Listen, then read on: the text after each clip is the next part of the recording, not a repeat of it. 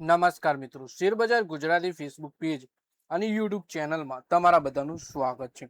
મિત્રો, આજે આપણે વાત કરવાના છીએ કે શેરબજારમાં જો તમે શેર રોકાણ કર્યું હોય અને ગમે તેટલો ઘટાડો આવે તો પણ તમારા પોર્ટફોલિયોને નુકસાન ન જાય એવી રીતના આવી છે। કેમ કે કોકરોચ પોર્ટફોલિયો એક એવી રીત છે જેમાં શેરબજારમાં ગમે તેટલો ઘટાડો આવે પણ તમને ક્યારે પણ નુકસાન નથી જતું। તો આના વિશે આપણે સંપૂર્ણ માહિતી ડિટેલમાં જોઈશું। તો આ વિડીયોને પૂરેપૂરો જોજો। જો તમે શેર બજારમાંથી નુકસાન થવાથી બચવા માંગતા હો તો તમને આના વિશેની પૂરેપૂરી માહિતી હોવી જોઈએ। સૌથી પહેલા મિત્રો વાત કરીએ આપણે કે શેર બજારમાં ત્રણ પ્રકારના ભાવની ચાલ જોવા મળે છે। પહેલી રીત વાત કરીએ તો ભાવ નીચેથી ઉપર સુધી જાય છે જેને બુલ માર્કેટ કહેવામાં આવે છે। બીજી ભાવ ઉપરથી નીચે સુધી જાય છે જેને બેરિશ માર્કેટ કહેવામાં આવે છે। અને ત્રીજું છે કિંમત ન તો વધે કે ન તો નીચે જાય જેને રેન્જ બાઉન્ડ માર્કેટ કહેવામાં આવે છે। જો આપણે રેન્જ બાઉન્ડ ને હાલમાં બાજુ પર મૂકીએ તો મુખ્યત્વે બે પ્રકારની મૂવમેન્ટ બજારમાં હોય છે, બુલિશ અને બેરિશ। બજારનો સ્વભાવ વધવાનો હોવાથી તે દેખીતી રીતે મોટા ભાગે તેજીમાં જ રહેતું હોય છે। જો તે પડી જાય તો તે થોડા સમય પછી ફરીથી વધવા લાગે છે। આવા સરળ બજારમાં પણ મોટા ભાગના લોકોને નુકસાન થાય છે। આવું કેમ થાય છે અને તેનાથી બચવા શું કરવું જોઈએ એના વિશે આપણે સંપૂર્ણ માહિતી આજે જોઈશું। એટલે આમ વાત કરીએ તો બજારમાં ત્રણ પ્રકારની ભાવની ચાલ જોવા મળે છે। એક તો ભાવ નીચેથી ઉપર જાય, બીજું નીચેથી ઉપરથી નીચે આવે। એટલે વાત કરીએ કે ભાવ જો નીચેથી ઉપર જાય તો તેને બુલ માર્કેટ કહેવામાં આવે છે અને જો ભાવ ઉપરથી નીચે આવે તો બેરિશ માર્કેટ કહેવામાં આવે। ત્રીજું વાત કરીએ કે ન તો ભાવ વધે કે ન તો ભાવ નીચે જાય એટલે કે આ પ્રકારના માર્કેટને રેન્જ બાઉન્ડ માર્કેટ કહેવામાં આવે છે। હાલ આપણે વાત કરીશું બેરિશ અને બુલ માર્કેટના વિશે। સીધી રીતે વાત કરીએ તો માર્કેટ સતત આપણને ઉપર જતું તો જોવા મળે છે, ક્યારેક ક્યારેક માર્કેટ નીચે આવે પણ પછીથી પણ એ ઉપર જ જતું હોય છે। એટલે આવા સમયમાં પણ બુલ માર્કેટમાં પણ અમુક રોકાણકારો હોય છે જેમને શેર બજારમાં નુકસાન થતું હોય છે। તો આવું કેમ થાય છે અને તેનાથી બચવા માટે શું કરવું એ આપણે આજે જોઈશું। વાસ્તવમાં જેઓ બજારમાં હાજર સારા શેરમાં નાણાંનું રોકાણ કરે છે તેઓ જો લાંબા ગાળાનો દ્રષ્ટિકોણ ધરાવતા હોય તો તેમના નુકસાનની શક્યતાઓ ઘટી જાય છે। પરંતુ પોર્ટફોલિયોમાં જોવા મળતો લાલ રંગ શોર્ટ ટર્મ રોકાણકારોને નાની નાની ખોટ બુક કરવા દબાણ કરે છે। જો કોઈ વ્યક્તિ તેના પોર્ટફોલિયોમાં ઓછી ખોટ જુએ છે તો શક્યતા છે તે વહેલા બહાર નીકળવાનો પ્રયાસ નહીં કરે। પરંતુ એવું શું કરવું જોઈએ જેથી નુકસાન ખૂબ જ ઓછું થાય અથવા તો સતત નફો જ દેખાતો રહે?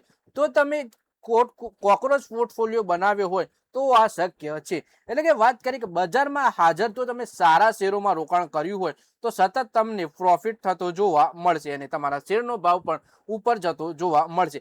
પણ જો તમે લાંબા ગાળાની દ્રષ્ટિકોણથી રોકાણ કર્યું હોય તો અને નુકસાનની શક્યતાઓ પણ ઘટી જતી હોય છે।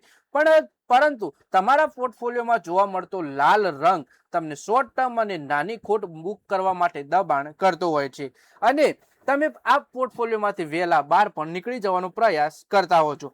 અને જો તમે એવું શું કરો કે જેનાથી નુકસાન ઓછું થાય તો અને સતત નફો દેખાય તો તમારે વાત કરીએ તો તમારે તેના માટે કોકરોચ પોર્ટફોલિયો બનાવ્યો હોય તો એ શક્ય બને કે તમને સતત નફો થાય અને તમે પોર્ટફોલિયોમાંથી બહાર પણ ના નીકળો। તો આ કોકરોચ પોર્ટફોલિયો શું છે એ આપણે હવે જોઈએ। કોકરોચ પોર્ટફોલિયો એટલે શું?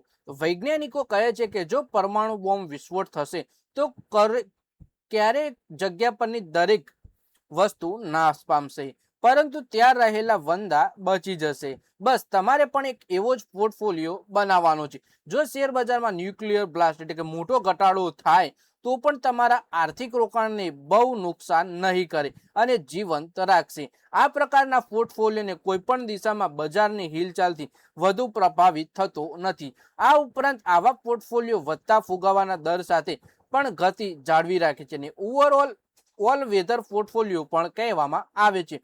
એટલે વાત કરી કે કોકરોચ પોર્ટફોલિયો એટલે શું તો વૈજ્ઞાનિકો કહે છે કે જો પરમાણુ બોમ્બનો વિસ્ફોટ થાય તો તેવા સમયમાં પૃથ્વી પરની દરેક વસ્તુ નાશ પામી શકે છે પરંતુ કોકરોચ એક એવી વસ્તુ છે જે તે પણ બચી જાય છે। અને બસ તમારે પણ એવું જ પોર્ટફોલિયો બનાવવાની જરૂર છે। જ્યારે પણ શેર બજારમાં બહુ મોટો ઘટાડો આવે તો પણ તમારા આર્થિક નુકસાનને બહુ ઓછું નુકસાન થાય અને તમારા રોકાણને જીવંત રાખે. આ પ્રકારના પોર્ટફોલિયોમાં કોઈ પણ દિશામાં બજારની હિલચાલથી વધુ પ્રભાવિત થતો નથી. આ ઉપરાંત પોર્ટફોલિયોમાં વધતા ફુગાવાની સાથે પણ ગતિ જાળવી રાખે છે અને તેને ઓલ વેધર પોર્ટફોલિયો પણ કહેવામાં આવે છે. પછી આપણે તાજેતરની પરિસ્થિતિઓથી જ શીખવાનું જોઈએ. તો તાજેતરમાં તમે જોયું છે કે સમગ્ર વિશ્વમાં સપ્લાય ચેઇન પ્રભાવિત થવાના કારણે બજારોમાં ઉથલપાથલ હતી. ખાસ કરીને ઇક્વિટી માર્કેટમાં જોરદાર ઘટાડો જોવા મળ્યો હતો, પરંતુ તે જ સમયે ડેટ ફંડ્સે નબળું વળતર આપ્યું હતું. હવે વિચારો, જો કોઈ વ્યક્તિએ પોતાનું સમગ્ર રોકાણ ઇક્વિટીમાં રોકી દીધું હોય તો તેણે મોટું નુકસાન જોયું હોત, પરંતુ જો કોઈ વ્યક્તિએ ઇક્વિટીની સાથે ડેટ ફંડમાં પણ રોકાણ કર્યું હોત તો તેનો પોર્ટફોલિયો વધુ લાલ ન થયો હોત. 1970ના દાયકામાં પણ આવું જ બન્યું. તેલના ભાવમાં ભારે ઉછાળા બાદ વ્યાજ દરમાં નોંધપાત્ર વધારો કરવામાં આવ્યો. અમેરિકન અર્થતંત્ર પણ ઘટી રહ્યું હતું. એટલે કે તાજેતરની સ્થિતિ વિશે વાત કરીએ તો સમગ્ર વિશ્વમાં અત્યારે સપ્લાય ચેઇન પ્રભાવિત થયેલી છે અને જે લોકોએ શેર બજારમાં રોકાણ કર્યું હતું તેમના ઇક્વિટી માર્કેટમાં જોરદાર ઘટાડો જોવા મળ્યો, પરંતુ તે જ સમયે ડેટ ફંડ્સે નબળું વળતર આપ્યું હતું. હવે વિચારો, જો કોઈ વ્યક્તિએ સમગ્ર રોકાણ ઇક્વિટીમાં કર્યું હોત તો એને ભારે નુકસાન થયું હોત, પરંતુ ઇક્વિટીની સાથે ડેટ ફંડમાં પણ રોકાણ કર્યું હોત તો તેનો પોર્ટફોલિયો વધારે લાલ ન બન્યો હોત. અત્યાર સુધી એસેટ એલોકેશન અંગે એવું કહેવાય છે કે રોકાણના 60-40 ના રેશિયોમાં કરવું જોઈએ. એટલે કે મતલબ 60% ઇક્વિટી અને ડેટમાં 40% રોકાણ કરવું જોઈએ. તેની પાછળ એવું માનવામાં આવે છે કે શેર બજાર સારી રીતે કામ કરવાનું ચાલુ રાખશે અને ફુગાવાનો દર પણ નિયંત્રણમાં રહેશે. જો કે જ્યારે ફુગાવો વધવાનો દર વધે છે ત્યારે ડેટ ફંડ સારું વળતર આપે છે. જ્યારે ફુગાવાનો દર ઓછો હોય અને વ્યાજ દરો ઓછા હોય છે ત્યારે ઇક્વિટી ફંડ સારું વળતર આપે છે. જો કે એ ન ભૂલવું જોઈએ કે બજારમાં કંઈ પણ શક્ય છે. શેર બજારની સીધી ચાલ નિશ્ચિત નથી અને ફુગાવાનો દર પણ તમને અનેક કારણોસર વધી શકે છે. એટલે કે શેર બજારમાં રોકાણ કરતા હોય એટલે તમે એસેટ એલોકેશન અંગે વાત કરીએ તો 40 અને 60ના રેશિયોમાં રોકાણ કરવું. 60% ઇક્વિટીમાં રોકાણ કરવું અને 40% ડેટમાં રોકાણ કરવું. જ્યારે ફુગાવો દર નિયંત્રણમાં રહેશે ત્યારે ઇક્વિટીમાં સારું વળતર મળશે. જ્યારે ફુગાવો દર વધશે ત્યારે તમને ડેટ્સમાં સારું વળતર મળશે. વધારે માહિતી આપણે જોઈએ. પછી આના માટે બજાર નિષ્ણાંતો શું સલાહ આપે છે એ પણ જોઈએ. તો નિષ્ણાંતો માને છે કે 40 અને 60ના રેશિયોમાં બંનેનો પોર્ટફોલિયો ફુગાવાના કારણે બજારમાં સર્જાયેલી મંદી સામે લડી શકતો નથી, અથવા એમ પણ કહી શકાય કે આવો પોર્ટફોલિયો અપૂરતો સાબિત થશે. આવી સ્થિતિમાં રોકાણની પદ્ધતિ હોવી જોઈએ કોકરોચ પોર્ટફોલિયો અથવા એક સમાન રોકાણ. રોકાણકારોએ શેર્સ, બોન્ડ્સ, રોકડ અને કોમોડિટીમાં એક સમાન રીતે રોકાણ કરવું જોઈએ. એટલે કે 40 અને 60ના રેશિયોમાં પણ રોકાણ કરેલું હોય અને જો ફુગાવાના કારણે સર્જાય મંદી તો આ પોર્ટફોલિયો તેમાં લડી શકતો નથી. પણ એવા ટાઈમમાં જો તમે કોકરોચ પોર્ટફોલિયો બનાવ્યો હોય અને એક સમાન રોકાણ કર્યું હોય, એટલે કે ઇક્વિટી, બોન્ડ્સ, રોકડ અને કોમોડિટીમાં એક સમાન રોકાણ કર્યું હોય તો તમને ચોક્કસપણે સારું એવું વળતર મળી શકે છે. એટલે વાત કરીએ કે 1/4 અભિગમ સાથે રોકાણકારોનો પોર્ટફોલિયો એકદમ સમતલ બની જાય છે. 40-60ના અભિગમ કરતા ઘણું સારું હોય છે. ખાસ કરીને આવી સ્થિતિમાં જ્યારે વૈશ્વિક સ્તરે ઉથલપાથલ ચાલી રહી છે અને અનિશ્ચિતતાની સ્થિતિ અનિશ્ચિત સમય માટે સર્જાય છે. એટલે કે 4 જગ્યાએ અલગ અલગ રોકાણ કર્યું હોય તો પેલું 40 અને 60ના રેશિયોમાં રોકાણ કરતા ઘણું સારું કહેવાય છે એને.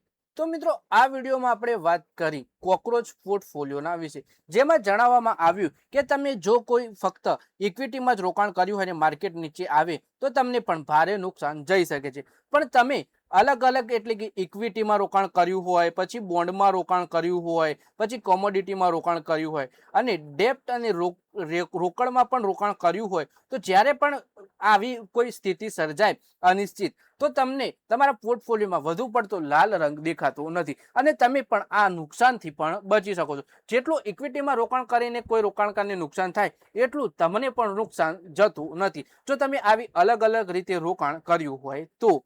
તો મિત્રો, આ વિડીયોમાં બસ આટલું જ. હવે મળીએ આવનારા વિડીયોમાં. ત્યાં સુધી વિડીયોમાં લાઈક કરો, કોમેન્ટ કરો અને વિડીયો પોતાના મિત્રો સાથે ફેસબુક, ઇન્સ્ટાગ્રામ, વોટ્સએપ બધી જગ્યાએ શેર કરો.